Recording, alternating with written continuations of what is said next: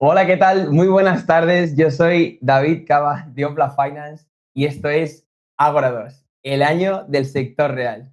Y tenemos aquí el placer de estar con el señor José Luis Bueno, Cava. bueno, bueno, bueno. ¿Qué tal estamos en las Bien, oficinas de bien, bien. Opla? Yo ya estoy deseando ya aquí en las oficinas de Opera en Londres. Fenomenal. Me voy a tener que trasladar a vivir aquí. El año del sector real. En tus Efectivamente. vídeos de YouTube, en nuestros vídeos del canal de Opla también, no paramos de hablar de que el dinero va a ir al sector real, al sector real. Entonces, ¿cómo va a hacer la administración Trump para conseguir el objetivo este de crecimiento que han puesto del 7%? Bueno, en primer lugar, lo que importa para nosotros. Nosotros tenemos que ser conscientes del siguiente hecho. Los 3 años anteriores, en los que el SP500 ha subido en media más de un 15%, han venido determinados única y exclusivamente por el comportamiento de la liquidez. ¿Queda clara la idea? Bien. Bueno, pues este año va a haber un cambio. Este año, la administración Trump lo que nos ha dejado muy claro, y lo ha dicho Besen en todas las ocasiones que ha podido, y lo ha dicho Trump, es que van a favorecer el sector real. ¿De acuerdo? ¿Qué significa esto de que van a favorecer el sector real? Bueno, pues que el dinero va a ir en primer lugar a las empresas. Y ese dinero lo van a detraer del sistema financiero. Es lo que dicen los americanos de que van a favorecer a Main Street frente a Wall Street. Eso es lo primero que tenemos que tener. Y la siguiente idea que tenemos que tener es, bueno, ¿cómo lo van a hacer? ¿Tienen ya el dinero reservado? Sí lo tienen. En los vídeos semanales sabéis perfectamente que nosotros nos estamos centrando permanentemente en el saldo que el Tesoro de los Estados Unidos tiene en el FED, porque queremos ver cómo evoluciona esa cuenta. Porque esa cuenta nos va a explicar cómo va a ir el sector real y cómo va a ir el sector financiero. Esta gente ya tiene el dinero porque ya lo han retenido. Y es lo que ha causado la caída fundamentalmente de Bitcoin. No se ha producido en el oro porque los bancos centrales están comprando. Si no, también el oro hubiera sufrido. ¿Queda clara la idea? Bien. En siguiente cuestión, vamos a ver cómo va la economía. La economía en los Estados Unidos va bien a pesar de que el mercado laboral se está enfriando. Lo hemos dicho en todos los vídeos, ¿de acuerdo? Semanales. El mercado laboral se está enfriando, pero ya os hemos dicho en datos anteriores que estamos viendo que el salario por hora ha subido y presenta una tendencia alcista sólida. Por lo tanto, vamos a considerar que el consumo privado va a seguir evolucionando. Y luego debéis de tener en cuenta que estamos ante una recuperación en forma de K. Es así, yo lo siento, pero es que es así. Los ricos, la gente que tiene un poder económico más fuerte, están sosteniendo y liderando el consumo. Y hay gente en los Estados Unidos que está sufriendo, pero los ricos están sosteniendo el consumo. Luego, además, como Donald Trump se enfrenta a elecciones de medio mandato, va a querer que todo el mundo le vote, porque si no le van a hacer una moción de censura y le pueden echar del gobierno. ¿De acuerdo? Entonces va a tratar de repartir lo que él ha dicho dividiendo arancelario. Aquí tenemos el riesgo, la incertidumbre derivado del fallo de la Corte Suprema en relación con la política arancelaria de Donald Trump. Aquí debemos de plantearnos dos escenarios. Que esta gente coja y le diga, has aplicado mal la ley de poderes de urgencia económica y entonces le obliguen a devolver el dinero que ha recaudado ilegalmente vía aranceles. Eso supone una inyección de liquidez en el sistema, automáticamente. Luego ya irá detrayendo, pero de entrada supone inyectar liquidez en el sistema. Que el fallo fuese favorable, bueno, pues si el fallo fuese favorable, reparte un dividendo arancelario, inyecta liquidez y vamos para arriba. Desde este punto de vista, tenemos claro que el sector real va a tener un crecimiento sólido. Y además, vamos a tener también la inversión en infraestructuras de la inteligencia artificial. Por lo tanto, desde ese punto de vista, yo creo que el PIB de los Estados Unidos puede crecer significativamente. Antes de ver a qué ritmo está creciendo el PIB de los Estados Unidos con el FED de Atlanta, me gustaría que desde un punto de vista de la economía tuviésemos en cuenta la situación en China. Debemos de tener en cuenta que en China esta gente ha optado por el estímulo monetario y en China hay una correlación muy alta entre el estímulo monetario y el crecimiento de la actividad industrial. Por lo tanto, yo me enfoco en un sector, en los Estados Unidos creciendo, en un sector real creciendo en Estados Unidos y también en China.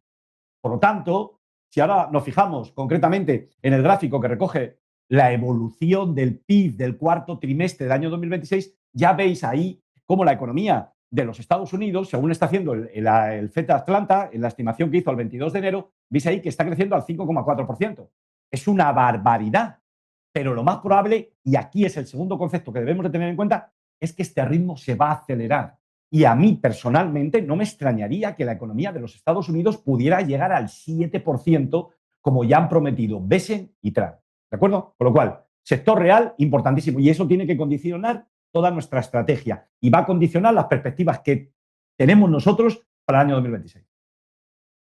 Tú nos lo has comentado, perfecto, genial. Entonces la pregunta es, si el dinero va a ir hacia el sector real para favorecer el impulso económico, ¿se va a detraer el sector financiero? Total, total. Esa es la clave. Es decir, en lo que van a hacer esta gente es que, como la economía la van a fortalecer, van a detraer liquidez del sistema. Eso lo tenemos que tener claro. Esta detracción de liquidez del sistema va a provocar el siguiente hecho. Vamos a tener una economía que va a crecer el sector real, que van a crecer los beneficios empresariales. Pero, sin embargo, eso no va a determinar unas bolsas fuertes. Fijaros qué contradicción. Sector real a tope, beneficios empresariales creciendo y, sin embargo, yo no veo bolsas a tope. ¿De acuerdo? Por lo tanto, yo estimo que el crecimiento que puede experimentar el SP500 durante el año 2026 es del orden del ritmo de crecimiento de los beneficios empresariales.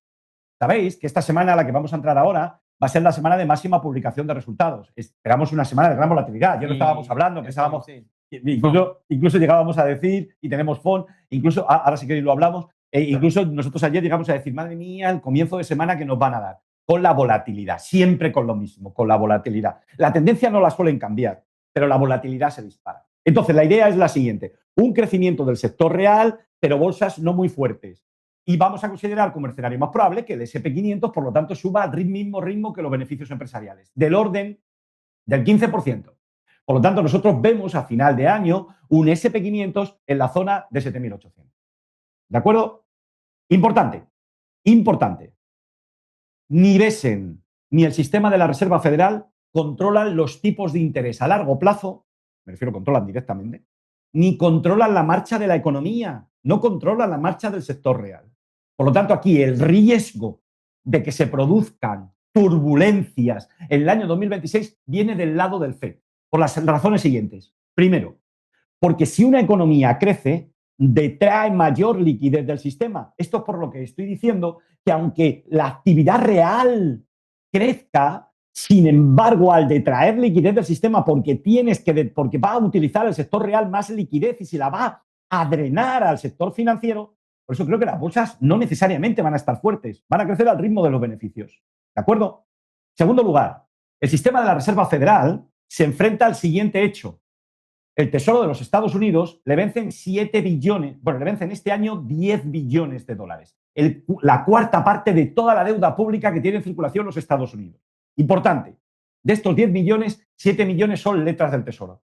¿De acuerdo? Esto es bueno, porque si renueva las letras del Tesoro, esto daña muy poco a la liquidez. Pero tiene un efecto, que el FED, teniendo en cuenta el crecimiento del sector real, teniendo en cuenta la renovación de la deuda pública, va a tener que inyectar liquidez en el sistema y en un momento determinado se pueden equivocar o cometer un error. ¿De acuerdo? Y luego, finalmente, vamos a tener durante todo el año 2026 colocación de grandes colocaciones. SpaceX, vamos a tener OpenAI y luego también tenemos la salida de liquidez para las inversiones en Venezuela. Por lo tanto, veis claramente cómo el FED va a tener un papel dominante porque puede cometer un fallo y ese fallo puede provocar caídas en las bolsas, pero eso ya, como veremos a continuación. Entonces, ahora, bueno, quiero mostrar esta diapositiva. Ahora, es verdad que la inflación está cayendo, pero a corto plazo. Pero si se acelera la economía del sector real, como nos estás diciendo, esto va a cambiar, esto no es sostenible. Bien, bueno, para abordar este problema, yo creo, David, que tenemos que tener en cuenta dos hechos. Mira, cuando metes liquidez en el sistema, una parte va a los bienes y servicios y se traduce en inflación de bienes y servicios. Y otra parte se traduce en degradación monetaria. Vamos a ver. Nosotros, en principio, tenemos que defendernos de la degradación monetaria. Esa es nuestra idea básica. ¿Cómo se traduce esta idea básica? Esta idea básica se traduce en que cuando haya caídas de activos duros, como puede ser el SP500, oro, Bitcoin, no debemos tener miedo y aprovechar la caída para comprar. Porque con una degradación monetaria sistemática, piensa que la degradación monetaria está en las entrañas del sistema monetario. Se lo han cargado esta gente.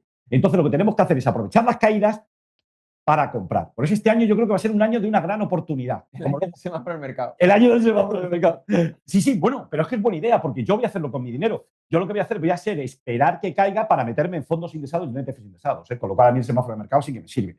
La inflación, te voy a contestar a tu pregunta. Estamos viendo la inflación de bienes y servicios. La inflación de bienes y servicios ahora mismo la tienen controlada. Hemos visto que las expectativas inflacionistas, como dije en vídeos semanales a un año, en base a los swap de inflación, están cayendo. Y veis aquí que ha sacado David lo que sacamos habitualmente, la inflación media de los últimos 5 años, y veis que la inflación media para los próximos 5 años, ven que está anclada, ha subido un poquito. Pero es que luego tenemos la reunión del FON, y en la reunión del FON, en lo que nos tenemos que fijar es en lo siguiente. Yo lo que creo es que en la reunión del FON, los miembros del FON se van a centrar sobre todo en la desaceleración del mercado laboral y no van a luchar contra la inflación. Y por lo tanto, yo voy a considerar como escenario más probable que esta gente no suba los tipos de interés y no se preocupe por la inflación. Ya veremos, a medida que avance la conversación y veamos los índices, ya os digo cuándo creo que van a empezar a preocuparse por la inflación. Pero yo a corto plazo es alcista para las bolsas, porque aunque metan volatilidad a corto plazo, sin embargo, se van a centrar en el mercado laboral y no van a poder subir y no van a subir los tipos de interés. Que no los bajen, vale, pero subirlos no los veo. Entonces, yo creo que lo más probable es que las bolsas sigan subiendo a corto plazo, sin perjuicio de la volatilidad. ¿Vale? Entonces, teniendo en cuenta esto que nos has contado, sí. ¿Cómo nos vamos a proteger entonces de la degradación monetaria? Como siempre, lo que ha dicho, oro, Bitcoin. Sí, pero voy a hacer un matiz. Nos vamos a defender como siempre, esto ya lo sabemos. Lo único que pasa es que este año va a haber una oportunidad. Este año va a haber una gran turbulencia, en mi opinión. Y en ese caso concreto, cuando haya una gran turbulencia en el S&P 500, oro y Bitcoin caerán. Porque oro y Bitcoin no son inmunes a una debilidad global de los mercados financieros. Por lo tanto, fíjate, yo lo que creo es que vamos a tener una oportunidad de compra magnífica en el año 2020. Por eso yo te he interrumpido y estaba esperando que hablaras para dar importancia a lo que es el semáforo del mercado, porque yo creo que este es el año del semáforo del mercado, porque a la gente que vamos a medio y largo plazo nos van a dar una gran oportunidad de compra y yo quiero ver ese semáforo en ámbar o rozando el rojo porque me estará dando una oportunidad de compra. ¿Entiendes la idea? Vale, escucha, una pregunta a esto. ¿Dónde queda el franco suizo en todo esto para protegerse del...? Bueno, sabéis perfectamente todos vosotros que yo me puse muy cabezón cuando empezamos a plantear lo de Opla y que no quería ver un euro y no quería ver un dólar en la cartera. Para bien o para mal, eso fue responsabilidad mía y les obligué a ellos a aceptarlo. Por una razón muy sencilla, porque yo siempre he pensado que ante la degradación monetaria, la Banca Nacional de Suiza me puede frenar al franco suizo. En un entorno inflacionista, el franco suizo, en mi opinión, se ve favorecido.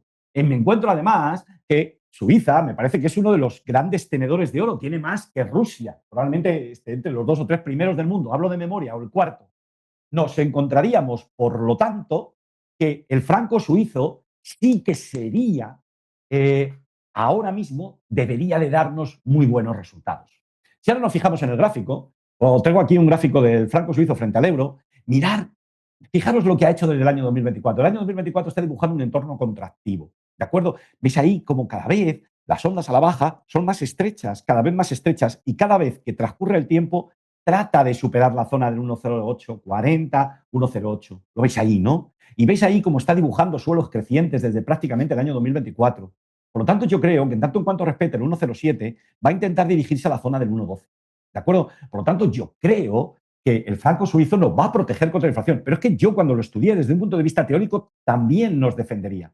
Es cierto, hemos estado aguantando posiciones en el franco suizo desde que lanzamos Opla, pero yo creo que ha llegado el momento de que el mercado nos recompense por la paciencia que hemos tenido.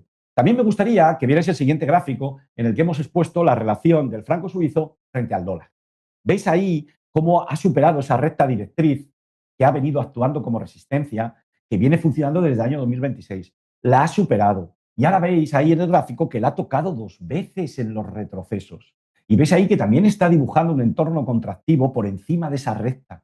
Por lo tanto, yo creo que lo más probable, bueno, ya estáis viendo en el gráfico que ha superado la zona del 1,272. Por lo tanto, yo creo que, sin perjuicio de que pueda caer nuevamente al 1,272, porque ya sabéis cómo la Banca Nacional de Suiza, que está interviniendo permanentemente, manoseando el cambio, sin embargo, yo creo que va a seguir subiendo y va a desplegar un nuevo tramo al alza. Por lo tanto, yo creo que oro, Bitcoin, bolsas y franco suizo es a los que debemos de prestar atención para este año, ¿de acuerdo? Y seguiremos viendo cómo va. Y bueno, y por supuesto, ya estoy viendo la pregunta que vas a hacer, sí. Y por supuesto los bonos, claro. Bien, entonces el tema es, todo esto que hemos hablado a nivel macro del crecimiento, ¿está apoyado con la evolución de la curva de tipos? Qué bien te ha enseñado tu padre, ¿eh? Estábamos aquí en vez de decir, papá, esto que estás contando son divinas palabras. En vez de decir eso, me dice. Bueno, vamos a ver. Efectivamente. Vamos a ver. Hemos dicho que vamos a prestar atención a oro, Bitcoin, SP500 y franco suizo. Pero por encima de todos ellos, vamos a prestar atención este año al mercado de renta fija. ¿De acuerdo? Ahora ya lo vamos a ver. Para contestar la pregunta que si estos son divinas palabras, a mí me gustaría que viésemos la curva de tipos. Tal y como podéis ver aquí en este gráfico, a mí me gustaría que os fijaseis, en primer lugar, en la pendiente negativa que ha habido desde el periodo que va de un mes a un año. Veis ahí que la curva de tipos tiene pendiente negativa. Tiene una pendiente negativa de 0,3 puntos porcentuales. ¿Esto qué significa? Esto es buenísimo para las bolsas.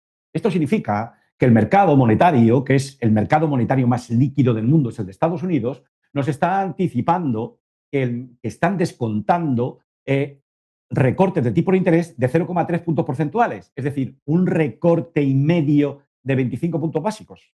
¿De acuerdo? Por lo tanto, una economía fuerte y en el que el mercado de futuros sobre fondos federales y la curva de tipos están descontando recortes de prácticamente entre 1,7 y 2, recortes de 0,25 puntos porcentuales en el año 2026, esto es alcista para las bolsas, lo veamos como lo veamos, es alcista. Y lo que más me gusta es que no anticipan presiones inflacionistas. Por lo tanto, llego a la conclusión de que la reunión del FONC a la gente no le va a preocupar la marcha de la inflación, solamente le va a preocupar el mercado laboral. Por lo tanto, no van a subir los tipos de interés. Y ahora vamos a ver la segunda parte de la curva. Veis que a partir del año la curva de tipos presenta una pendiente positiva. ¿Esto qué nos está diciendo? Que no son divinas palabras. Esto nos está diciendo que efectivamente la economía de los Estados Unidos está con fuerza, que la economía de los Estados Unidos va a acelerar su ritmo de crecimiento. ¿De acuerdo? De tal manera que no estamos con divinas palabras, estamos con hechos. Y pensemos una cosa, que Estados Unidos tiene algo que no tiene China y que probablemente le costará mucho trabajo. Es un mercado de renta fija muy profundo, que sería el sueño de las autoridades económicas chinas. Por eso el enfrentamiento que hay entre Estados Unidos y China, el poder que tiene Estados Unidos, es un mercado de renta fija muy profundo y que ahora con la ley Genius y con la ley de claridad van a tokenizar y van a vender deuda pública a todo el mundo. Y por lo tanto, como veremos más adelante, China tendrá que reaccionar. Y creemos que sabemos cómo puede reaccionar China, porque no lo esconde. ¿De acuerdo? Bueno, sí, viendo este comportamiento y este crecimiento, ya lo estamos viendo durante este año. Las materias primas, será muy bueno para las materias primas, ¿no? Ya hemos avanzado de pantalla. Ahora ya tenemos que prestar atención a las materias primas. A mí hay uno que me llama mucho la atención y yo soy fan de él. Ustedes saben que yo no he sido muy fan de la plata porque lo contamos en el Ágora del año pasado que tú dijiste, no, hay que comprar plata, hay que comprar plata, hay que comprar plata. Y yo decía, no, que yo tal. Y yo me equivoqué y no desarrollamos el sistema. ¿Queda clara la idea? Bien, pero este año, por ejemplo, a mí me llama la atención el cobre. El consumo de cobre que tiene que hacer toda la construcción de la infraestructura, de la inteligencia artificial, tiene que ser bestial. Y además, el cobre que se reutiliza es muy bajo. Por lo tanto, el consumo de cobre se va a disparar y tal y como podemos ver en el gráfico, la tendencia alcista del precio del cobre parece que está intacta, parece sana, ha superado máximos previos. Este es el futuro, estos son CFDs. Y entonces, yo lo que creo es que el cobre se va a ver muy beneficiado. Y ahora vamos, por ejemplo, al uranio, porque sabéis perfectamente que el consumo de uranio se va a disparar. Aquí tenemos el ETF de uranio y, como veis, pues está en una tendencia alcista. Sí, ha llegado a una resistencia, lo más probable es que se pare, que se tente, pero la volatilidad nos debe servir para tratar de incorporarlo. Y luego veis, por ejemplo, los futuros sobre el zinc, vemos que está en una tendencia alcista y vemos también que se está moviendo lateralmente. Por lo tanto, yo lo que creo es que este año hay que prestar atención a las materias primas. Yo, sinceramente, me voy a fijar sobre todo en uranio, para mí, en uranio y cobre. ¿Queda clara la idea? Siguiente cuestión. Hablando de materias primas, para acabar el mundo de las materias primas, porque luego veremos el oro en detalle, a mí me gustaría que fuésemos al gráfico del petróleo. El petróleo debemos de tener en cuenta que va a estar controlado prácticamente por Donald Trump. Donald Trump, evidentemente, no le interesa que suba el precio del petróleo, porque así la inflación la tiene controlada, ¿de acuerdo? Y consigue más votantes. Tal y como podemos ver aquí en el gráfico, el precio del petróleo se encuentra en una tendencia bajista. Vale, pero se ha parado. Se ha parado. Vemos ahí que lo han frenado en la zona de 55. Y esta zona de 55 la tienen como sagrada. Vemos ahí que esa zona de 55 ha funcionado como soporte en el año 2021 y vemos cómo ha funcionado como soporte 2 o 3 veces en el año 2025. Pues yo lo que creo es que no vaya a más. Yo lo que creo que lo más probable es que el precio del petróleo se mueva lateralmente. Mientras se mantenga por debajo de 70, yo creo que no va a haber presiones inflacionistas. ¿De acuerdo? De momento, yo creo que no va a haber presiones inflacionistas. Por lo tanto, la conclusión es clara. Yo me voy a fijar sobre todo en cobre y en uranio. Ok, perfecto, entendido. Bien. Entonces, lo siguiente que me ha gustado que has dicho y que me parece que va a ser muy interesante para muchas de las personas en el vídeo es hablar un poco de los mercados de renta fija, porque últimamente hemos visto que hay muchos analistas que están descontando que la rentabilidad de los bonos de a 10 años va a subir, se va a acelerar y eso va a hacer también que probablemente suban los tipos de interés, ¿no? Sí, bueno, yo les voy a confesar lo que a nosotros nos pasa, ¿de acuerdo? Y lo que me pasa a mí. Me encuentro que uno de los profesores que he tenido yo en materia de especulación en bolsa, uno de los mejores del mundo, pues ha sacado un informe diciendo que se va a producir una fuerte subida del bono americano a 10 años, de la rentabilidad. ¿De acuerdo? Entonces, claro, yo estoy en shock, porque una cosa me dice mi cerebro y otra cosa es la confianza que tengo en este señor. Entonces, yo les voy a decir cómo yo lo he resuelto, pero creo que debemos de tener en cuenta que una persona a la que yo respeto mucho está enviando un mensaje de que puede haber una fuerte subida en la rentabilidad de los bonos a 10 años. Entonces, yo me voy a plantear todos los escenarios, pero en principio voy a contaros cómo yo lo veo. ¿De acuerdo? Nos vamos a fijar en este gráfico que recoge el comportamiento de la rentabilidad del bono americano a 10 años. El argumento que emplea esta persona, a la que yo respeto enormemente, es que, si os fijáis, desde el año 2024, el bono americano se está moviendo en un gran entorno lateral. ¿Veis ahí? Esto lo considera él como un muelle, y eso me lo ha enseñado a mí, y es verdad. Es un muelle que se está contrayendo. Ahí hay mucha energía. ¿De acuerdo? Si el bono americano superase la resistencia del 4,30, experimentaría una fuerte subida y se iría a la zona del 4,80. Y esto podría provocar caídas en las bolsas. ¿Queda clara la idea? Luego, ya vemos aquí que la rentabilidad del bono americano, aunque no ha iniciado una tendencia alcista, de momento, como no ha superado el 4,30, yo voy a considerar que los participantes en el mercado no tienen miedo a la inflación. Si la inflación fuera realmente a desatarse y a experimentar fuertes subidas, veríamos cómo la rentabilidad del bono americano supera el 4,30, veríamos cómo oro y Bitcoin subirían con fuerza. Mientras esas tres condiciones no se den, vamos a estimar como escenario más probable que las presiones inflacionistas están controladas y por lo tanto el SP500 puede subir y la rentabilidad del bono americano no va a superar el 4,30. Pero si en un momento determinado superase el 4,30, sería el 4,80. Un bono americano que está en el 4,80 encarecería las hipotecas, encarecería los préstamos al consumo y podría dañar al consumo privado. Veis cómo puede afectar el bono americano al sector real. Pero mientras se mantenga por debajo del 4,30 y siga en el triángulo, cruzaremos los dedos y esperaremos a que esto siga subiendo. Y ya veremos cómo se va desenvolviendo. Luego os explico cuándo yo creo que puede producirse el lío. Pero lo vamos a explicar un poquito más tarde. Antes me gustaría que nos fijásemos en la rentabilidad de las notas a 2 años. Si os fijáis en este gráfico, veis que la rentabilidad de las notas a 2 años, veis que se encuentra en una zona de soporte, que es el 3,50. Y esa zona, los cuidadores la tienen muy clara. Y ha venido funcionando, pues fijaros, desde el año 2023. La tendencia es bajista, pero ahora de momento se ha parado, ¿eh? De momento se ha parado. Si se superase la resistencia del 3,65, ya tendríamos que prestar atención, porque podrían desencadenarse presiones inflacionistas.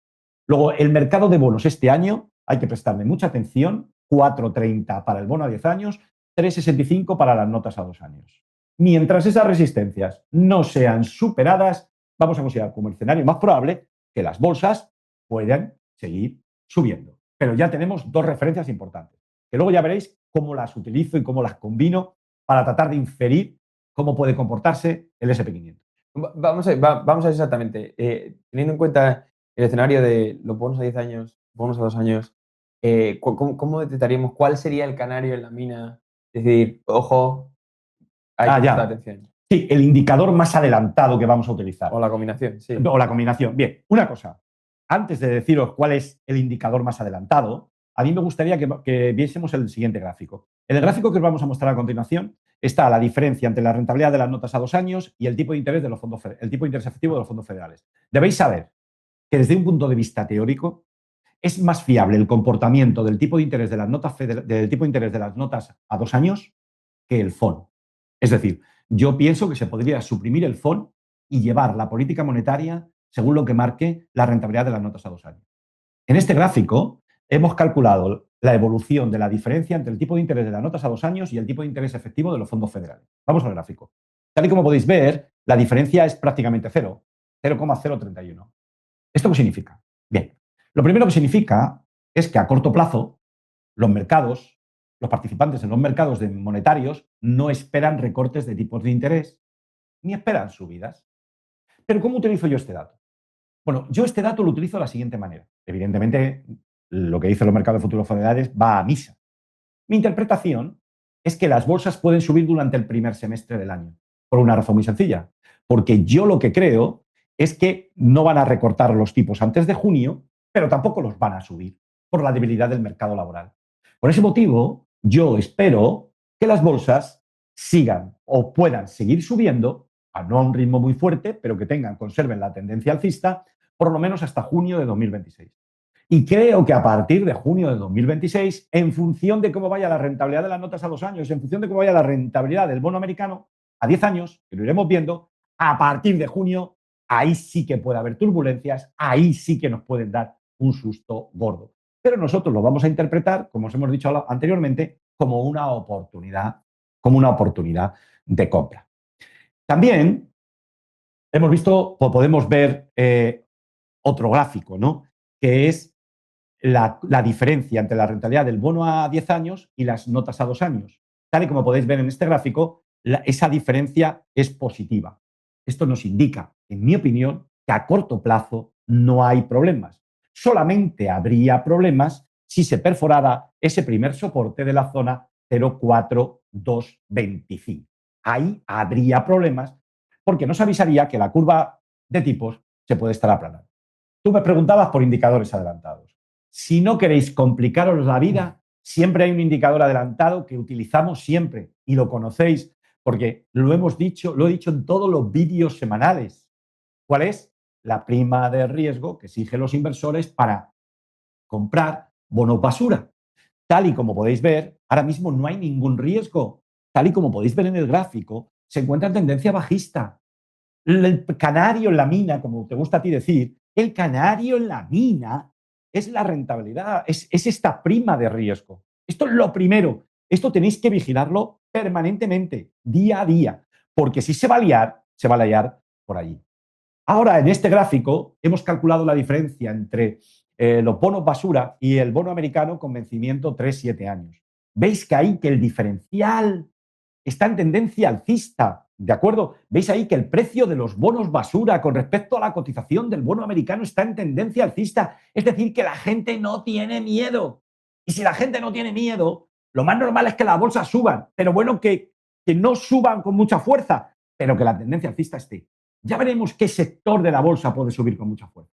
¿De acuerdo? Pero veis cómo este diferencial nos marca claramente que no estamos ante el fin del mundo, que estamos ante escenarios alcistas y que si la cosa empezara a complicarse, las turbulencias podrían aparecer siempre y cuando las primas de riesgo se disparasen al alza. Y luego finalmente tenemos el índice MOVE. El índice MOVE no funciona en todos los lados. El índice MOVE, como luego vamos a explicar más en detalle, veis ahí que se encuentra una tendencia bajista.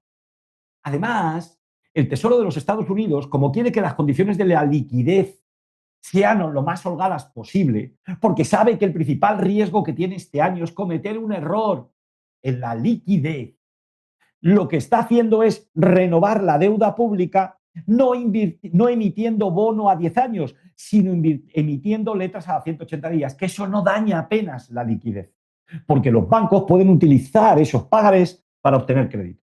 Mientras el índice MOVE está en tendencia bajista, aquí el único riesgo al que nos enfrentamos es la volatilidad. Es la volatilidad, pero es una volatilidad por todos los que están operando en opciones 0 DTE, en mi opinión. ¿De acuerdo? Todos estos viciosos de la especulación. Bien, por lo tanto, yo creo que el riesgo fundamental que puede venir por dos vías. ¿De acuerdo? La primera vía, que la rentabilidad del bono americano se desmadre al alza, supere el 4,8, se vaya al 5. Eso sería terrible, porque se cargaría el consumo privado. La otra opción es que la curva de tipos se vaya aplanando. Si la curva de tipos se aplana, es porque las rentabilidades a 2 años suben y las rentabilidades a 10 años caen. La curva se aplana y en ese caso concreto habría que ir a comprar bono americano, porque se produciría una contracción de la liquidez, las primas de riesgo se dispararían, la gente no querría bonos corporativos ni bonos de alto rendimiento e irían todos a la deuda pública americana.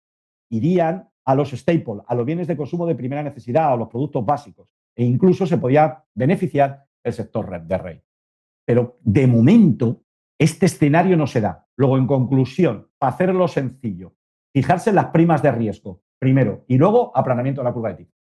Vamos a empezar a analizar el dólar. Antes de ir a los gráficos y al verdadero entorno económico en 2 frases, háblame de lo que ves en el dólar para la primera mitad de año. Bueno, en mi opinión, para analizar lo que está pasando en el dólar, a mí hay una cosa que me llama la atención. Y me llama la atención por encima de todo. ¿De acuerdo? De China me llama la atención 3 cosas. Una ya os la he dicho, que esta gente está inyectando liquidez en el sistema y está compensando el deterioro de liquidez que hemos visto en Japón, que hemos visto en Europa, que hemos visto en el Reino Unido. ¿De acuerdo? Incluso el que hemos visto en los Estados Unidos hasta julio. La gente ha metido liquidez en el sistema y esta inyección de liquidez en el sistema está compensando las contracciones del resto del mundo. Primera condición. Segundo hecho, tal y como podéis ver en el gráfico, aquí se recoge la cotización del dólar frente al yuan chino. Veis ahí que el dólar ha perforado el soporte de la zona 7. Por lo tanto, esto significa que hay un acuerdo entre las autoridades económicas chinas y las autoridades económicas de Estados Unidos. Esto significa que han llegado a un acuerdo de que el dólar se va a depreciar con respecto al yuan. Por lo tanto, yo lo que creo, tal y como podéis ver en este gráfico que recogemos el comportamiento del índice dólar, yo lo que creo es que el índice dólar se va a dirigir a la zona de 94, que ahí tiene un soporte. Luego yo espero una caída del 5%. Si ahora nos fijamos en la relación del euro frente al dólar, tal y como podéis ver en este gráfico. No lo voy a poner, están cargando. Vale, yo te lo digo, yo se lo digo de memoria, yo lo digo de memoria mientras lo ponen. Yo lo que creo es que el euro se va a apreciar frente al dólar porque el euro se va a apreciar frente al dólar porque el dólar se va a debilitar. Entonces, yo lo que creo es que puede dirigirse a la zona del 1,25, 1,24. Esa zona se corresponde con la parte alta del canal. Por lo tanto, vamos a considerar como el escenario más probable que el dólar a nivel global a lo largo del año se mueva con una depreciación del orden del 5%, pero nada más allá. ¿Veis ahí? Este es el gráfico en el que estamos teniendo ahí, estamos viendo el gráfico del índice dólar, que es el que queremos que caiga al 5%, y el gráfico siguiente es el que recoge el comportamiento del euro frente al dólar. Y veis ahí que se dirige a la zona pues, del 1,24 aproximadamente. Bien. Sé lo que vas a decir. Dime. Sé lo que vas a decir porque yo, sinceramente, me parece que estamos distrayéndonos con todas las variables que nos presenta la economía cuando todo el año llevamos diciendo que solo hay una. ¿Va a cambiar esto el año que viene? No va a cambiar absolutamente para nada. Ya hemos dicho y somos todos conscientes de que este sistema monetario está roto, está totalmente roto. Es un sistema monetario en el que la liquidez, los bancos centrales tienen que inyectar liquidez para que el sistema siga funcionando. Luego tiene lógica que los bancos centrales se hayan sometido al poder del gobierno, ¿de acuerdo? En este caso concreto, el FED está sometido al poder de Besen y el Banco Central de China esté sometido al poder del Banco Central de China. La clave la sabemos todos, tal y como podéis ver en este gráfico, la clave es que los gobiernos ya no controlan el gasto público. Los ingresos fiscales no compensan el gasto fiscal. Esto supone que la deuda pública se dispare y para que esa deuda pública pueda ser renovada, tienen que inyectar liquidez en el sistema. Tal y como podéis ver en el gráfico siguiente, ves ahí que la liquidez global que hemos representado por una línea blanca, veis la correlación tan fuerte que tiene con el SP500. Hay caídas, como la que vivimos en abril, como la que vivimos en noviembre, que nos hacen dudar y como la que yo creo que vamos a vivir este año. Nos van a hacer dudar, vamos a pensar que estamos equivocados. Pero aquí lo que hay, sobre todo, es liquidez. Y para mí, este es el cuadro más importante. Es de Michael Howell. Este cuadro explica realmente cómo funciona la economía en estos momentos. Veis ahí que la deuda pública está disparada y la deuda pública necesita liquidez. Si os fijáis en la parte derecha, prácticamente el 70 o el 80% de las transacciones que se hacen en los mercados monetarios o en los mercados financieros de renta fija es renovación de la deuda pública emitida por los gobiernos. Por ese motivo, siempre nos fijamos en la prima de riesgo. Ese es el motivo por el que os he dicho que os fijéis en la prima de riesgo que se exige para comprar bonos de alto rendimiento, porque por ahí se empieza el melón. ¿De acuerdo? Y luego, en segundo lugar, esta deuda que emiten es utilizada por las entidades financieras para pedir créditos. Es utilizada, como pone ahí, por colateral en inglés, pero es como garantía en castellano. Y por eso nos fijamos en el índice MOVE, porque tenemos cogido con el índice MOVE y con las primas de riesgo, tenemos cogido en tiempo real cómo está la liquidez a nivel global. Luego sí, evidentemente, nos vamos a fijar en la liquidez, es muy importante, pero lo que hay novedad en este año es el sector real y va a perjudicar la liquidez. Mientras no se incrementen las primas de riesgo, tranquilos. Mientras el índice MOVE siga en tendencia bajista, tranquilos. Por lo tanto, vamos a considerar como escenario más probable que, como eso ahora mismo están en tendencia bajista, vamos a considerar como escenario más probable que, a pesar de la volatilidad que veamos ahora con los resultados, la tendencia tiene que ser alcista. Okay. Como yo la veo, ¿no? Para cerrar esto, teniendo en cuenta la hora y que queremos cubrir los sectores concretos y bien, todo, vale.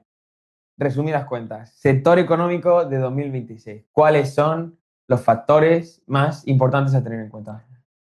Los factores más importantes a tener en cuenta, bueno, pues uno, ya lo hemos dicho, que vamos a ver una liquidez global, que va a haber ralentización de la liquidez. ¿De acuerdo? Vamos a asistir a un mayor crecimiento económico que va a detraer liquidez en el sistema. Vamos a ver, por un lado, unos Estados Unidos en los que la liquidez no va a crecer demasiado, pero China, donde esperamos que la liquidez crezca a un ritmo inferior que años anteriores. Luego hay un hecho, hay dos hechos que me preocupan. Primero, cuando coloquen OpenAI, la oferta pública de venta, cuando coloquen OpenAI o cuando coloquen SpaceX, ahí va a haber una detracción de liquidez. ¿De acuerdo? Riesgo. Ya hemos visto que hay el riesgo de que el FED se equivoque, primer riesgo. Segundo, detracción de liquidez de OpenAI y de SpaceX, que se van a llevar dinero del sistema financiero para el sector real. Y luego tenemos el caso de Venezuela. Yo, en primer lugar, hice una estimación de que la inversión en Venezuela iba a ser de 40.000 millones. Bueno, estamos viendo que los últimos estudios publicados anuncian 70.000 millones. Para que os hagáis una idea, ExxonMobil y Chevron, entre los dos pueden tener 30.000 millones, 35.000 millones de liquidez. Pero esa liquidez no la pueden destinar a pagar infraestructuras en Venezuela, porque tienen que pagar accionistas y tienen que llevar a cabo programas de recompra de acciones. Luego, también va a haber una detracción de liquidez a nivel global. Eso lo tiene que calcular todo el sistema de la Reserva Federal para inyectar la liquidez que se necesita para que no caiga la bolsa. Y ahí tenemos un riesgo importante. Y luego tenemos el fallo de la Corte Suprema, que eso lo sabéis como todos. Luego, estos son, en mi opinión, los factores a los que nos enfrentamos. Pero hay que tener en cuenta una idea. A pesar de que la bolsa lleva subiendo durante estos 3 últimos años, desde un punto de vista estacional, que sé que a vosotros nos gusta, desde un punto de vista estacional, cuando la bolsa sube durante 3 años consecutivos, el cuarto suele subir. Por una razón muy sencilla. Porque los mercados de acciones no mueren de viejos. Los mercados de acciones o la tendencia alcista solamente se la cargan los bancos centrales. Por eso volvemos siempre ¿a dónde? A la liquidez, al FED. Yo lo que creo es que el FED va a incrementar el nivel de reservas bancarias. Si la economía de los Estados Unidos va a crecer al 7%, el nivel de reservas bancarias tiene que ir al 3,3%. Luego va a tener que inyectar liquidez. Por lo tanto, veo un entorno de año 2026 con susto, pero aumentos de la liquidez. Y como os he dicho anteriormente, el Banco Central de China creo que va a seguir con su política monetaria expansiva y Japón, yo creo que con el toque que ha dado Bessel a la presidenta de Japón, lo que ha provocado es que las empresas o los grandes bancos japoneses compren bono japonés. Por lo tanto, creo que desde ese punto de vista la liquidez no se va a deteriorar más en Japón. Por lo tanto, creo que podemos decir que tenemos dos opciones put que impedirían la entrada en una tendencia bajista. Primero, la put de Trump, crecimiento real, para afrontar las elecciones de medio mandato. Y por otro lado, la put del FED. Es decir, que como el FED va a anteponer la desaceleración del mercado laboral a la marcha de la inflación, no va a subir los tipos de interés y que incluso los puede bajar. Y como va a tener que estar muy atento a inyectar liquidez en el sistema, sinceramente creo que será muy difícil que la cosa se entre en una tendencia bajista. Sin perjuicio de que pienso que va a haber un susto, por una razón muy sencilla, porque nos estamos encontrando que la mayor parte de las casas de valores tienen una opinión unánime. Todos piensan que la bolsa va a subir en el año 2026 y a esta gente hay que expulsarla del mercado. Así de claro. Bien, perfecto. Ahora sí que me gusta a mí decir esto. Divinas palabras, perfecto. Lo de analista, genial. Vamos a los gráficos. Bueno, vamos a ver. Me gustaría, la estructura que me gustaría llevar ahora es vamos a mirar los activos del semáforo y luego vamos a temas sectoriales, que es lo que nos habéis escrito que os apetece ver. Venga, va, fenomenal. ¿Eh? Bueno, en primer lugar, a mí me gustaría que vierais este gráfico en el que yo he dibujado aquí, me lo he inventado, evidentemente, lo que yo creo que va a pasar en el año 2026. Pensemos que en el año 2026, yo creo que como existe un consenso prácticamente unánime entre todas las casas de valores que el SP500 va a subir mucho, pues de entrada eso no puede darse. Así de clarito. Entonces, tiene que haber algo que les haga capitular. ¿Y qué mejor manera de hacerles capitular? De la misma manera que pasó en abril de 2025, en abril del año pasado, cuando todos decían que la economía de los Estados Unidos iba a contraer. Pues yo creo que a partir del mes de junio, la bolsa podría caer del orden del 20%. ¿De acuerdo? 15 o 20%. Porque a esta gente hay que hacerle cambiar de opinión. Lo digo así de claro, ¿eh? Y por una razón muy sencilla. Porque en el año 2026 va a tener que haber una detracción de liquidez terrible. Y en un momento determinado los tipos de interés pueden incrementarse y provocar todas las dudas del mundo. Por lo tanto, yo lo que creo es que, con arreglo a lo que os he dicho anteriormente, a partir de la diferencia entre el tipo de interés de las notas a 2 años y el tipo de interés de los fondos federales, creo que en el primer semestre del año vamos a estar tranquilos, vamos a considerar un SP500 que se dirija a la zona del 7.200 al ritmo que marque el collar de JP Morgan, ¿de acuerdo? Entonces vamos a considerar como el escenario más probable que vaya a la zona por 7.200, como mucho 7.250, depende cómo vaya el collar de JP Morgan, y luego creo que habrá una caída. Entonces, creo que la caída debería ser de este tipo, que está la típica caída de libro de texto que suelen hacer, y que se dirija a la zona de soporte de los 6.200 para hacernos dudar. ¿De acuerdo? Esta caída esta caída, yo lo que creo es que también debería provocar una fuerte caída del oro y de la cotización de Bitcoin, porque no van a ser inmunes a una fuerte caída del SP500. Pero creo que no sería una tendencia bajista por lo que os he señalado anteriormente, por una razón muy sencilla, porque está la Trump put y está la Fed put, luego mercado bajista, y por eso yo lo veo como una oportunidad de compra, lo veo como una oportunidad que hemos llamado aquí del semáforo de mercado. Una pregunta, porque ya he visto que alguna pregunta está relacionada con esto.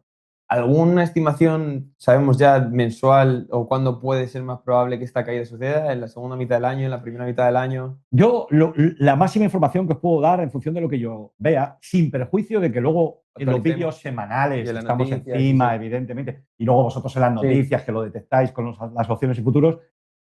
Yo creo que como pronto en el segundo trimestre del año 2026. El primer trimestre yo no veo problemas. Es lo mismo que hemos venido diciendo en todos los vídeos semanales, ¿eh? Es decir, esto yo ya lo llevo vigilando hace tiempo. Pero una cosa, no perdamos el rumbo.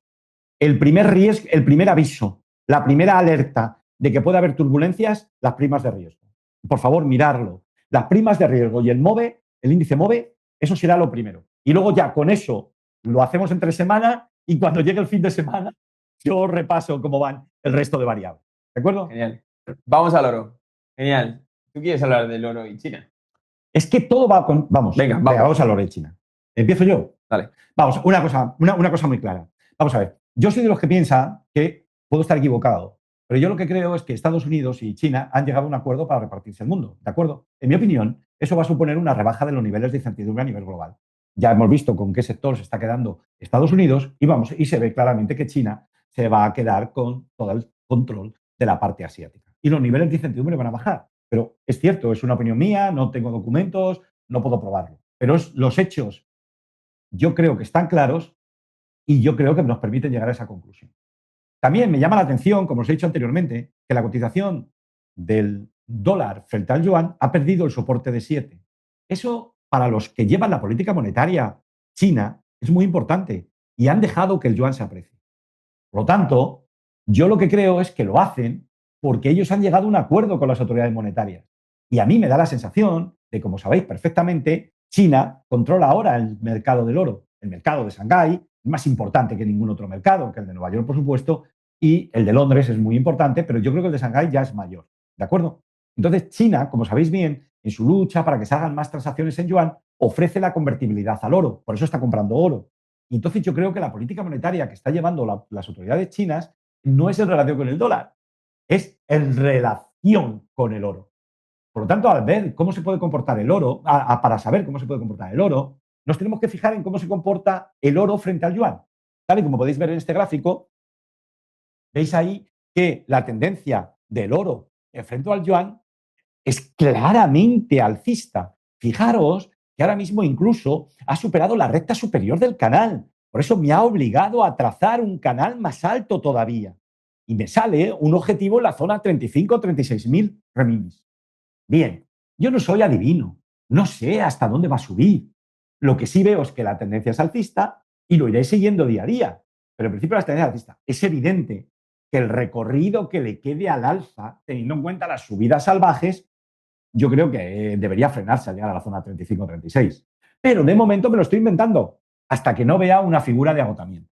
Si ahora nos fijamos en este gráfico que recoge el comportamiento del oro expresado en dólares, veis ahí que ha superado la recta directriz de la zona 4.750 y se está dirigiendo a la siguiente, y que le hemos trazado una paralela a la anterior por los máximos que hizo ahí en el mes de octubre del año 2025. Y veis que nos proyecta un objetivo de la zona 5.100. Lo mismo, nos lo estamos inventando. Bien, ¿cuál es la manera en que nosotros afrontamos la jugada? Bien, sabéis perfectamente que hemos decidido vender una parte con las subidas, porque claro, cuando sube tanto el oro, entra y dice, bueno, pues yo voy a asegurar una parte del beneficio porque aquí yo lo que quiero tener es una cuenta de resultados sana. Y luego me quedo con otra parte para seguir con la tendencia. Esa es la filosofía que han hecho mis compañeros de Opla. Veis, nosotros hemos puesto aquí un soporte de la zona 4.889-4.880. En tanto en cuanto se mantenga por encima de ese nivel, nosotros vamos a considerar como escenario más probable que se va a dirigir a la zona 5.100. Y ahí en 5.100 ya lo veremos en los vídeos semanales. Si vemos una oportunidad de que dibuja un techo, pues venderemos el resto de la posición o realizaremos otra venta parcial. Porque ya son muchos beneficios los que llevamos acumulados y hay que consolidar beneficios. ¿De acuerdo? No ser el más listo del mercado. Vamos a Bitcoin. Bitcoin. Es el bien, único que bueno. falta del semáforo. Bueno, Bitcoin, aquí tenemos un problema importante. Yo lo que veo, a mí me llama la atención que Bitcoin no esté siguiendo la senda del oro. Se lo digo así de claro. Aquí tiene que haber una razón que a mí se me escapa. Hablando claro. Yo lo que creo que el oro está recogiendo, está tan fuerte, no tanto por la degradación monetaria, sino por las compras de los bancos centrales. Los bancos centrales son conscientes de que el sistema monetario está roto y están comprando oro a lo loco, en mi opinión. Claro, como está primando las compras de oro que hacen los bancos centrales frente a la degradación monetaria, Bitcoin no arranca. Además, nos hemos encontrado que la liquidez que la detrajeron notablemente en el mes de julio, pues comprendo perfectamente que la liquidez del mes de julio provocara la caída. Lo entiendo perfectamente. Entiendo perfectamente que la caída se agravara como consecuencia de los problemas que tuvieron las bolsas, concretamente los dealers, los que daban contrapartida a las operaciones de compra y venta de Bitcoin. Lo entiendo perfectamente. De acuerdo. Ahora bien, nosotros en Opla había que tomar una decisión. Y la decisión que hemos tomado es que vemos ahí, tal y como podéis ver en el gráfico, esa recta que hemos dibujado que pasa por los máximos del año 2021, los mínimos de abril de 2025 y de noviembre de 2025, veis que esa recta pasa por la zona 81.500. De momento esa recta ha sido respetada. Por eso yo considero que mientras lo respete, tal y como he venido diciendo en los vídeos semanales, la tendencia es alcista. Y veis también que ahora mismo se encuentra en una zona muy delicada. Veis ahí que hemos trazado una recta uniendo los mínimos del año 2023, 2024 y noviembre de 2025. Esa recta de momento ha sido respetada. Y ahí está dibujando una especie de triángulo, que yo creo que es una pauta de agotamiento. Me lo estoy inventando. Yo lo que creo es que es muy probable que estemos asistiendo a ese muelle que se está comprimiendo. ¿De acuerdo? Si ahora mismo la recta verde fuese respetada y el precio la reconociese como soporte, tal y como podéis ver ahí en este gráfico, si esa recta verde fuese superada y la cotización de Bitcoin siguiera moviéndose lateralmente hasta el 30 de enero, porque ahora mismo, como sabéis, está enjaulado por las ventas de opciones call que hay en la zona de 95.000 y 100.000, pues yo creo que podríamos asistir a un movimiento significativo al alza a la zona de 124.000. Antes de la caída que espero que se produzca a partir del segundo trimestre del año 2026. ¿De acuerdo? Y esa caída sí que sería una buena ocasión para volver a comprar. Por lo tanto, vamos a considerar como escenario más probable que mientras se mantenga por encima de la recta verde, 80.500, y por debajo de 94.600, está consolidando, que está dibujando una pauta, un entorno contractivo, y de momento voy a considerarlo como una posible pauta de agotamiento. Pero queda pendiente la confirmación. La confirmación, que superara el 94.600 y luego ya de ahí, como veis ahí, se podría dirigir a 100.000. Y la superación del 100.000 sería claramente alcista con objetivo 124, porque habría desaparecido la gamma positiva que hay en la gama positiva, como decís vosotros, Fíjate. que va a la zona de 100. ¿De acuerdo? Y luego también vamos a vigilar la relación cobre-oro, porque si el cobre sube más que el oro, eso favorece la subida de Bitcoin. Y como os he dicho anteriormente, yo creo que el cobre va a experimentar una fuerte subida. Muy bien. Ya hemos Cubierto. cubierto algunas de las preguntas que nos habéis comentado, luego continuaremos. Vamos a sectores, que hasta hoy nos han escrito un correo diciendo, a ver si puedes cubrir temáticas sectoriales. Pues vamos al tema. Empezamos con lo que ha pasado hasta ahora, durante el año, ¿ok? Si te parece bien. Bien, vale, me parece bien. Bueno, lo que podemos ver en este gráfico es claro y sencillo. En este gráfico lo que estamos viendo es que los tres sectores que han liderado el movimiento, lo veis ahí claramente, que es el sector de industriales, el sector de materiales, energía y bienes de primera necesidad. Pues hombre, yo te propongo que empecemos por el sector de la energía, ¿de acuerdo? Vale. Pero vamos a ver fundamentalmente estos cuatro sectores que están liderando más uno más que yo he sacado. Podemos sacar más, ¿de acuerdo? Pero ese ya lo dejo para que meditéis sobre ello al final. Bueno, ¿sabes qué? De hecho, por el movimiento que hubo el viernes, Dime. de los siete magníficos, Bien. me gustaría cubrir este asunto que hemos estado hablando antes, que lo quiero compartir con las diapositivas. Ha habido un momento en los últimos días que no sabíamos si los siete magníficos iban a morir, Sí, es verdad. están dando un setup de entrada, algunos de hecho estaban muriendo, como Meta han reaccionado, Tesla parecía que iba a empezar a caer y se ha colocado para hacer una posible última contracción de volumen antes de... Se ha colocado para resultados, que son el martes, creo. Entonces, por eso me parece que esta diapositiva muy interesante. Los Max siguen vivos, pero no están liderando. Entonces, bien. A mí me gustaría tener en cuenta dos hechos siguientes. A la hora de afrontar el comportamiento del mercado, ¿me vas a permitir? sí, sí. A la hora de afrontar el comportamiento, ya pasó, ¿eh? No, no, A la hora de afrontar el comportamiento del mercado, a mí un hecho que me llama la atención. Solamente viendo índices. Que es que el Dow Jones de transporte y el Dow Jones de industriales están en tendencia alcista y superando máximos históricos. ¿Esto qué significa? Que el mercado está fuerte. Vale.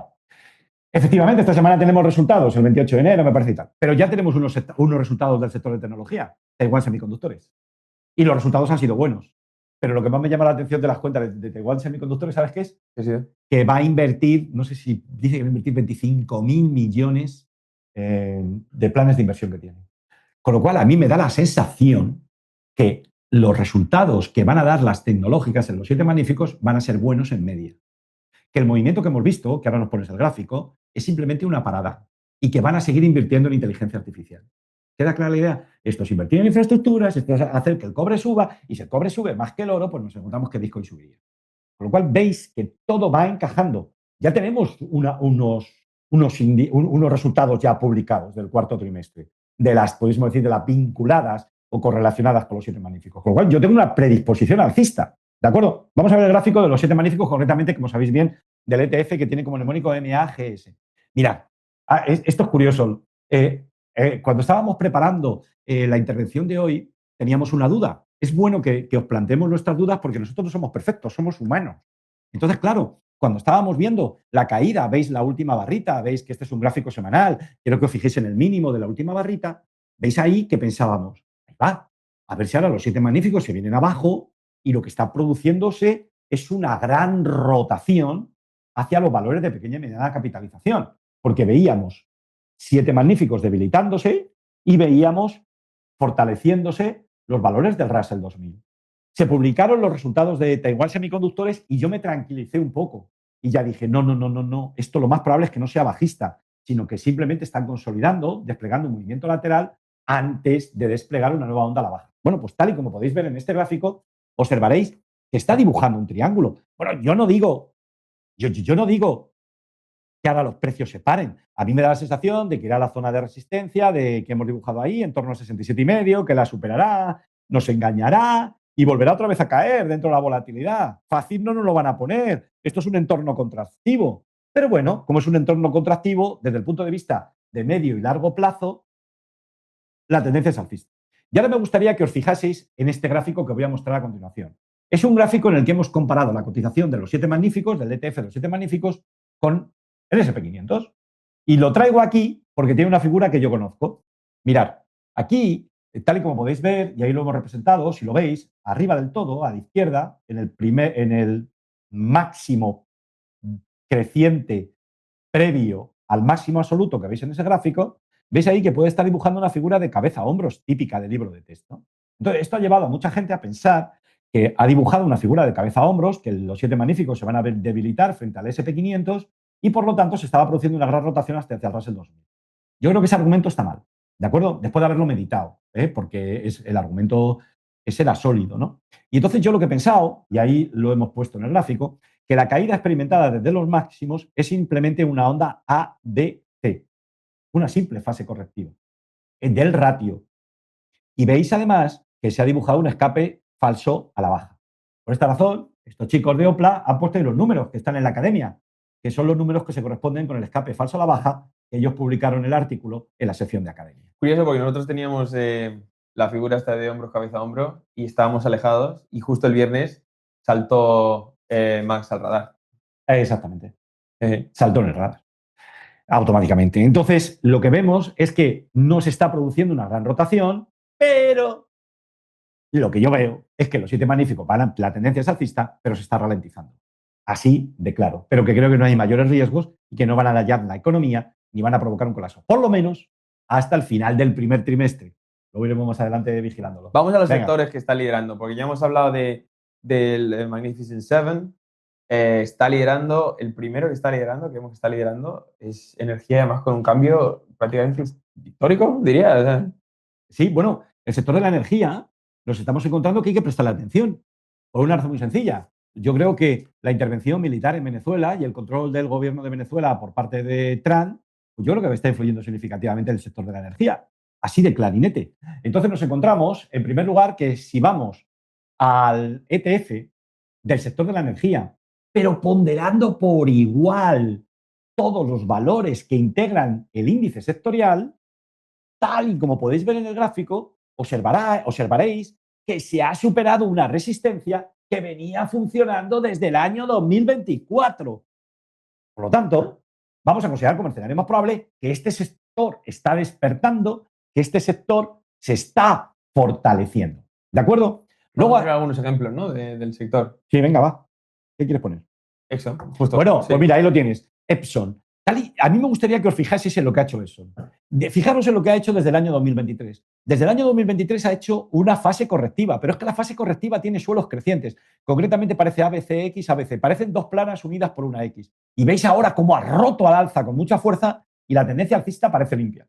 En mi opinión, lo que tenemos que hacer con Epson es buscar una oportunidad de compra. El problema es que la subida ha sido tan violenta que las relaciones recompensa-beneficio no es con las que nosotros tenemos programadas y entonces nos cuesta trabajo entrar. Pero yo creo que en ExxonMobil habrá que buscar una oportunidad de compra. Por una razón muy sencilla, es que ExxonMobil controla los depósitos de petróleo que hay en la Guyana.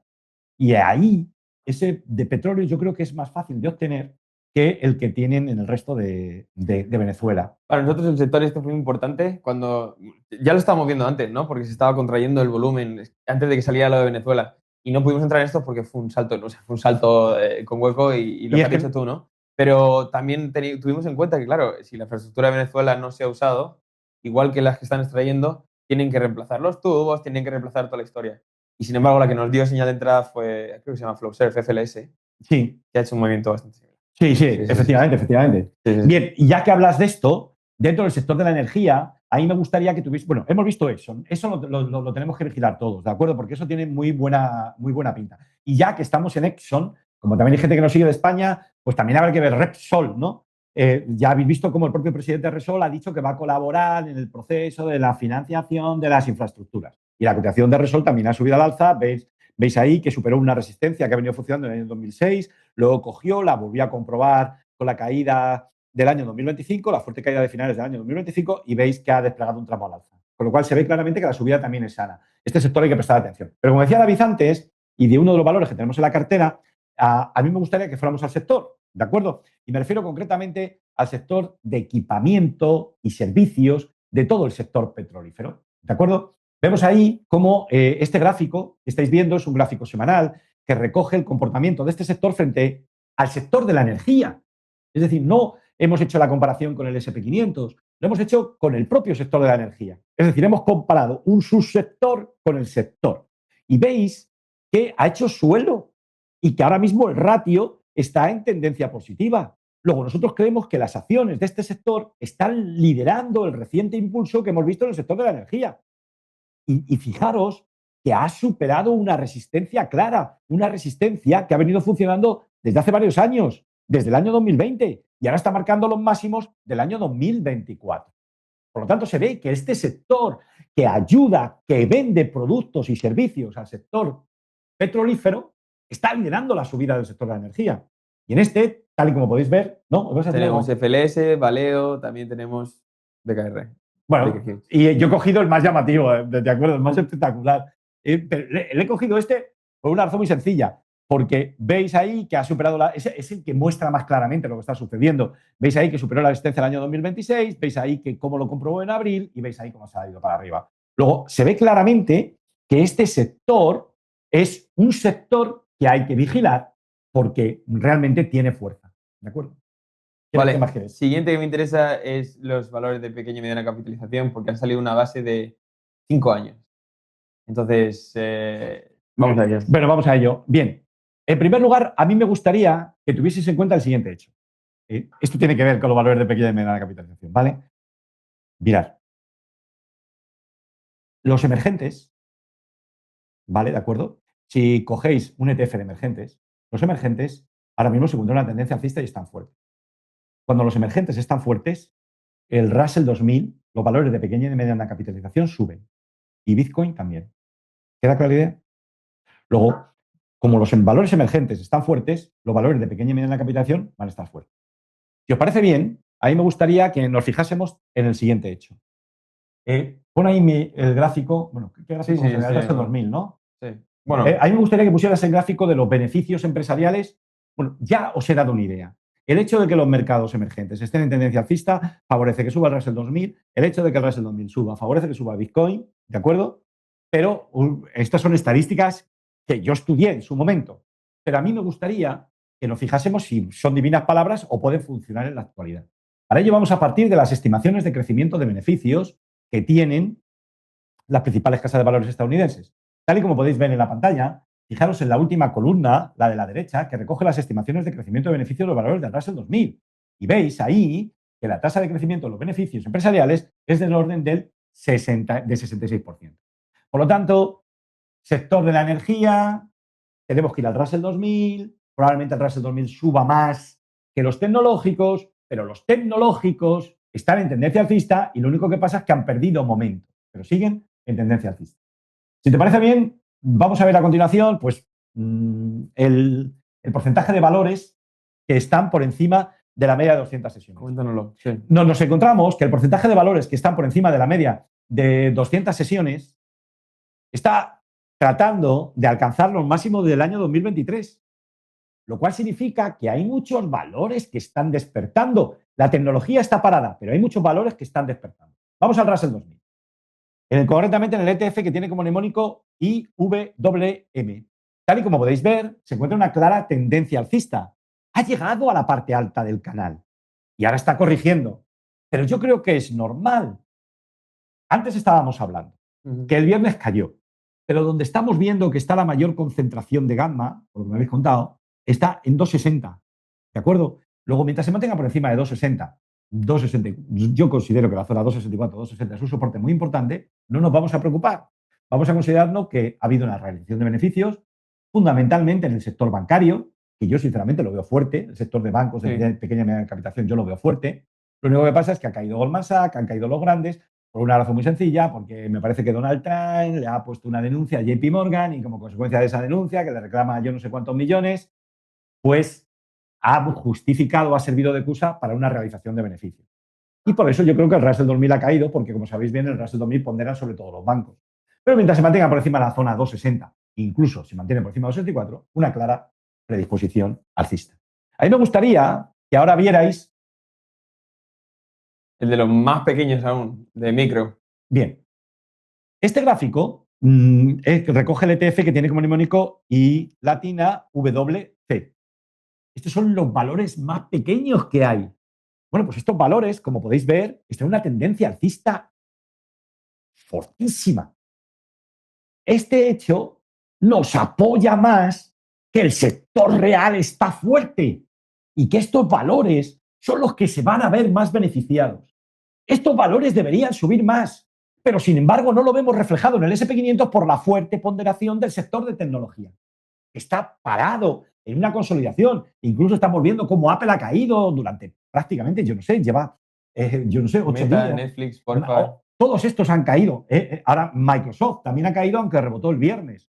Luego, yo lo que creo es que no nos vamos a preocupar porque el SP500 caiga, porque lo que tenemos que dirigir es nuestra atención en donde está la fuerza y está en los valores de pequeña y mediana capitalización. Fijaros en el siguiente gráfico. En el siguiente gráfico lo que he hecho ha sido un cociente entre los 50 valores de mayor capitalización y los valores de menor capitalización, los de microcapitalización. Y tal y como podéis ver, se encuentra cayendo. La relación está experimentando un crash.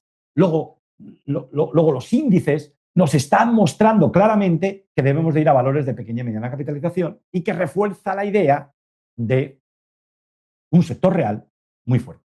Vamos a otro sector que nos parece muy interesante. De esto que estás comentando es interesante porque en los últimos meses hemos visto cómo la cartera se ha movido de valores de gran capitalización a otros que tienen una capitalización por debajo casi de 12 Muy pequeño, billones sí. en general. Igual GH o alguno de estos estaba por debajo y ahora justo lo ha superado porque creo que GH es uno de los principales componentes de WM también. Uno de estos, o sea que es interesante. Bien. Otro sector que nos interesa mucho, materiales.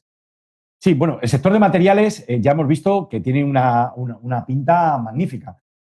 Tal y como podéis ver ahí, que es el ETF que tiene como mnemónico XLB, veis ahí que está marcando máximos históricos, ha superado la resistencia de la zona de los 47,5. Y luego dentro, En concreto un subsector. Un subsector que lo ha liderado, lógicamente, ha sido el de minerales, metales, tanto de uso industrial como preciosos, ¿no? Yo creo que puede seguir liderándolo, pero parece que estamos a los pies de una catedral gótica. Lo más normal es que el sector de metales preciosos al menos se pare y experimente algún tipo de parada. Yo no digo que caiga, pero algún tipo de corrección. Pero lo que más nos importa es que está liderando ha liderado la subida de todo el sector, pero yo creo que el sector de materiales básicos puede seguir subiendo. De hecho, yo creo que va a seguir subiendo. Vamos a cubrir rápidamente un par más de sectores que yo creo que, por cómo han ido durante el principio de año que hemos mostrado, Sí. son de interés. Si quieres, cubrimos primero el de industriales y Bien. luego consumo de primera necesidad. Bueno, el bien industrial ya lo habéis visto que los 4 sectores que hemos destacado anteriormente, energía, industriales, productos básicos y materiales, veis, en este gráfico lo que hemos hecho ha sido establecer el cociente entre el ETF XLI del sector de industriales, lógicamente, y el SP500. Y si os dais cuenta, está en una zona muy curiosa. Se enfrenta a una resistencia significativa, una resistencia que ha venido funcionando desde el año 2024, y si esa resistencia fuese superada, nos haría pensar que los de industriales van a reforzar su tendencia alcista frente al SP500. Luego veis que todo nos indica que el SP500 se está frenando, que el SP500 está perdiendo momento por culpa de los 7 magníficos. Pero cuando vas a los 7 magníficos ves que están en un movimiento lateral. Luego yo creo que la película está clara. Sector real fuerte, SP500 subirá, pero menos de lo esperado. Y donde está la fuerza es en el resto del mercado, en los valores de pequeña y mediana capitalización y especialmente de los de microcapitalización. Efectivamente. Vamos a pasar a XLP. ¿Te parece? Sí, bueno, el XLP, bien, perfecto, me parece bien. Vamos allá. Bien, ¿cómo lo vamos a poner primero? XLP frente al SP500. Efectivamente. Tal y como podéis ver ahí en el gráfico, se verá que el XLP frente al SP500, ¿veis ahí que ha superado una resistencia? ¿Veis ahí que ha superado los máximos de septiembre y octubre? Y ahora, esta relación, este es el ratio, pues lo más probable es que corrija, pero da la sensación de que tiene camino al alza.